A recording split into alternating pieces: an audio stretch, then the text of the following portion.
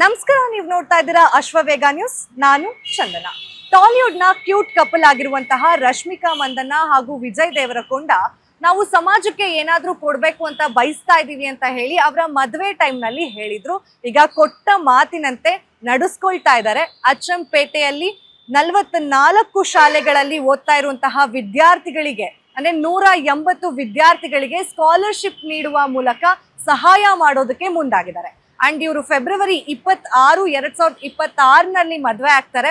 ಆಗ ಇಡೀ ಭಾರತಕ್ಕೆ ಸ್ವೀಟ್ಸ್ ಅನ್ನ ಕೂಡ ಹಂಚಿರ್ತಾರೆ. ಯಾಕಂತ ಹೇಳಿದ್ರೆ, ನೀವು ಕೊಟ್ಟಂತಹ ಪ್ರೀತಿಗೆ ನಾವು ಆಭಾರಿ ಅಂತ ಹೇಳಿ ಇಡೀ ಭಾರತಕ್ಕೆ ಸ್ವೀಟ್ಸ್ ಅನ್ನ ಹಂಚಿರ್ತಾರೆ.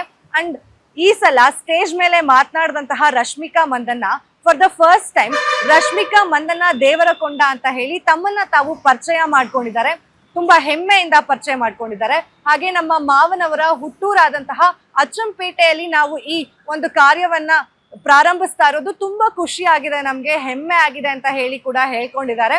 ಅದಾದ್ಮೇಲೆ ವಿಜಯ್ ದೇವರಕೊಂಡ ಅವರು ಸ್ಟೇಜ್ ಮೇಲೆ ಮಾತಾಡಿ, ನಾನು ಹಾಗೂ ರಶ್ಮಿಕಾ ಮಂದಣ್ಣ ಇಬ್ರು ಕೂಡ first and second rank students ಅಲ್ವೇ ಅಲ್ಲ, ಅಂದ್ರೆ ನಾನು first and second rank student ಅಲ್ಲ, ರಶ್ಮಿಕಾ ಮಂದಣ್ಣ ಅಸಲು first rank and second rank student ಅಲ್ವೇ ಅಲ್ಲ ಅನ್ನೋ ಒಂದು ವಿಚಾರವನ್ನ ಕಾಮಿಡಿ ಆಗಿ ಹೇಳ್ತಾ, ಯಾರೆಲ್ಲ 180 ವಿದ್ಯಾರ್ಥಿಗಳಿದ್ದಾರೆ ಅವರಿಗೆ ಒಂದು ಸಣ್ಣ ಸಹಾಯವನ್ನ ಮಾಡ್ತಾ ಇದೀವಿ. ಅಂದ್ರೆ ಅವರು ಉನ್ನತ ಶಿಕ್ಷಣಕ್ಕಾಗಿ 180 ವಿದ್ಯಾರ್ಥಿಗಳಿಗೆ ಒಂದು ಚಿಕ್ಕ ಸಹಾಯವನ್ನ ಮಾಡ್ತಿದೀವಿ.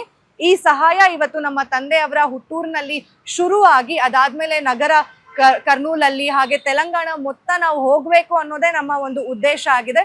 ದ ದೇವರಕೊಂಡ ಫೌಂಡೇಶನ್ ಇನ್ನಷ್ಟು ಒಳ್ಳೊಳ್ಳೆ ಕೆಲಸಗಳನ್ನ ಮಾಡುತ್ತೆ ಅನ್ನೋದಕ್ಕೆ ಇದು ಒಂದು ಉದಾಹರಣೆ ಅನ್ನೋ ರೀತಿಯಲ್ಲಿ ಅವರು ಸ್ಟೇಜ್ ನಲ್ಲಿ ಮಾತಾಡಿದ್ದಾರೆ.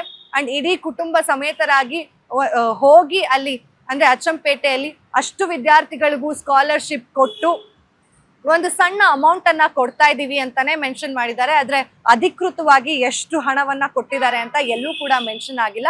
ಆದ್ರೆ ಅವರ ಕೈಲಾದಷ್ಟು ಸಹಾಯವನ್ನ ಅವರು ಮಾಡೋದಕ್ಕೆ ಮುಂದಾಗಿದ್ದಾರೆ.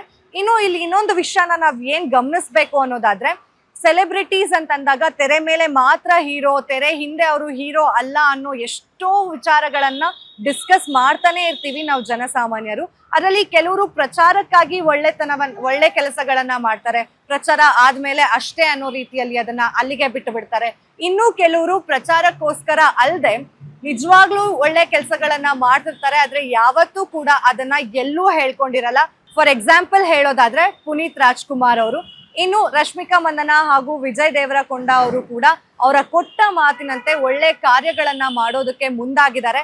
ಸೊ ಈ ಫೌಂಡೇಶನ್ ನಿಂದ ಇನ್ನು ಏನೆಲ್ಲ ಕಾರ್ಯಗಳು ಮುಂದೆ ಆಗಲಿದೆ, ಯಾರಿಗೆಲ್ಲ ಸಹಾಯ ಮಾಡೋದಕ್ಕೆ ಇಚ್ಛಿಸ್ತಾ ಇದ್ದಾರೆ ಅನ್ನೋದನ್ನ ನಾವು ತಿಳ್ಕೊಳ್ತಾ ಹೋಗ್ಬೇಕಾಗತ್ತೆ. ದೇವರಕೊಂಡ ಫೌಂಡೇಶನ್ ನಿಂದ ಇನ್ನು ಏನೆಲ್ಲ ಒಳ್ಳೆ ಕಾರ್ಯಗಳು ಆಗುತ್ತೆ ಅನ್ನೋದನ್ನ ನಾವು ಕಾದು ನೋಡ್ಬೇಕಾಗಿದೆ. ಮತ್ತಷ್ಟು ಅಪ್ಡೇಟ್ಸ್ಗಾಗಿ ಫಾಲೋ ಮಾಡಿ ಅಶ್ವವೇಗ ನ್ಯೂಸ್.